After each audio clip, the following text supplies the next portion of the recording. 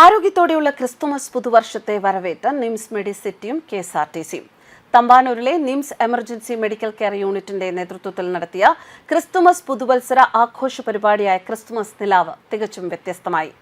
ആതുര സേവനത്തിന്റെ കരുണയും പൊതുഗതാഗതത്തിന്റെ ജനകീയതയും ഒത്തുചേർന്നപ്പോൾ അത് കേവലം ഒരു ആഘോഷത്തിനപ്പുറം ഹൃദയങ്ങൾ തമ്മിലുള്ള സുന്ദരമായൊരു സംഗമമായി.